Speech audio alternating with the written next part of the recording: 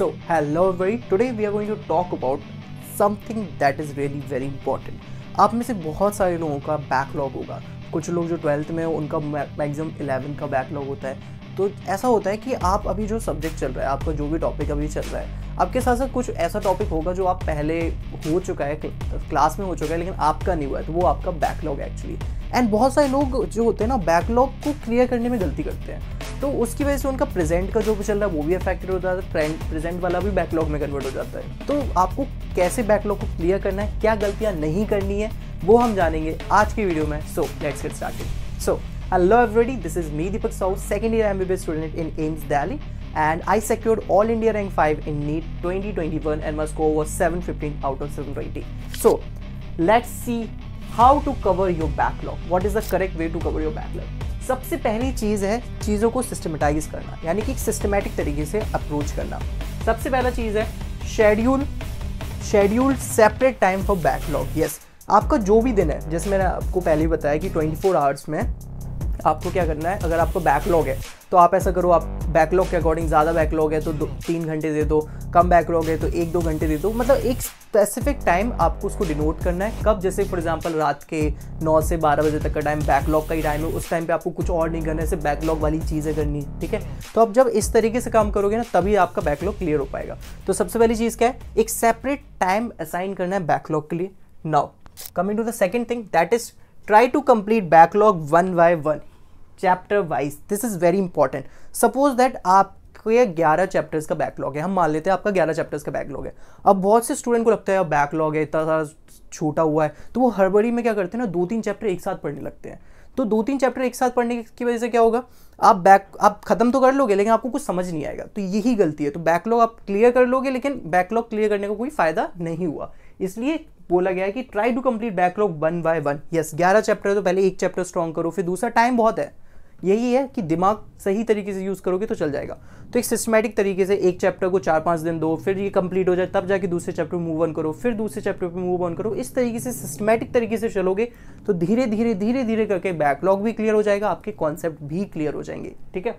Now coming to another important thing, that is focus on important PYQ and topics. This is very important कि जब भी आप backlog clear कर रहे हो तो हो सकता है कोई चैप्टर बहुत ज़्यादा बड़ा हो, तो उसमें क्या करो, जो सबसे इंपॉर्टेंट टॉपिक है उस पर फोकस करो. वो आपको कैसे पता चलेगा? PYQ से. प्रीवियस ईयर में जिस टॉपिक से सबसे ज़्यादा क्वेश्चन आए, कोशिश करो उसको पहले कर लो. जैसे कभी कभी क्या होता है ना, हमारे पास टाइम बहुत कम होता है, बैकलॉग ज़्यादा होता है, तो इस केस में आपको इस वाला फॉर्मूला अप्लाई करना है कि इंपॉर्टेंट टॉपिक्स को आप ढूंढो. कैसे ढूंढोगे? PYQ से. ये आप कब करोगे?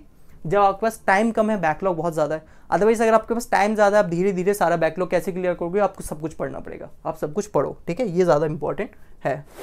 Now try to complete chapter in concise manner. This is also applicable when you don't have that much time. Suppose that exam में सिर्फ 2-3 महीने बचे हैं, आपके पास 5-6 चैप्टर का बैकलॉग है, तो कोशिश करो कि कॉन्साइज मैनर में फालतू की चीज़ों को हटा के जो सबसे इंपॉर्टेंट चीज़ें हैं बस उन्हीं पर फोकस करो और उन्हीं को कवर करो. ठीक है, इस तरीके से आपको चलना है. Now another thing is that जब कभी भी आप कोई बैकलॉग क्लियर करो, तो जैसे फॉर एग्जांपल आप कोई चैप्टर पढ़ रहे हो, एनिमल किंगडम पढ़ रहे हो सपोज दैट, तो आप कोशिश करो कि उसकी NCERT भी पढ़ते चलो साथ में, क्योंकि कहीं ना कहीं अल्टीमेटली NCERT से ही क्वेश्चन आने, उसी से चीज़ें बननी है.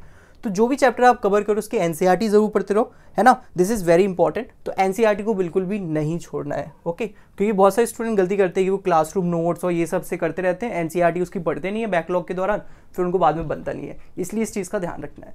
Now, coming to another very important thing, that is continue with the current syllabus as well. This is very important. समझने की कोशिश करते हैं. मान लेते हैं आपका अभी कुछ चल रहा है फिजिक्स में. ठीक है, अभी आपका इलेक्ट्रोमैग्नेटिज्म वाला चैप्टर चल रहा है एंड आपका थर्मो एज अ बैकलॉग है. ठीक है, अब कुछ स्टूडेंट क्या करेंगे, उनसे ये गलती होती है कि वो सोचेंगे यार मेरा थर्मो बैकलॉग है तो मैं 2-3 दिन क्लास नहीं जाता हूँ, उसकी जगह 2-3 दिन ना जाके मैं क्या करता हूँ, थर्मो वाला बैकलॉग क्लियर कर लेता हूँ. अब इससे प्रॉब्लम क्या होगी? इससे प्रॉब्लम ये होगी कि अब उसका इलेक्ट्रोमैग्नेटिज्म में भी कुछ पोर्शन छूट जाएगा, फिर उसको इलेक्ट्रोमैग्नेटिज्म डिसइंटरेस्टेड लगने लगेगा क्योंकि उसने कोई इंपॉर्टेंट क्या पता कॉन्सेप्ट की क्लास मिस कर दी. अब उसका इलेक्ट्रोमैग्नेटिज्म का भी धीरे धीरे बैकलॉग क्रिएट होने लगेगा और ना उसका थर्मो अच्छे से होगा ना उसका इलेक्ट्रोमैग्नेटिज्म अच्छे से होगा. इसलिए कोशिश करो कि जो भी करेंट सिलेबस चल रहा है उसके साथ चीज़ों को चलाते रहो, एक अलग से टाइम दो एंड बैकलॉग को क्लियर करो. This is the most feasible way in which you can cover your backlog. So yeah, that is it. Yeah, so thank you so much guys for watching this video, and हम आपके लिए ऐसी और ज़्यादा useful videos लेके आते रहेंगे, तो do subscribe this channel, okay. So yeah, thank you so much guys, meet you soon, very soon in the next video.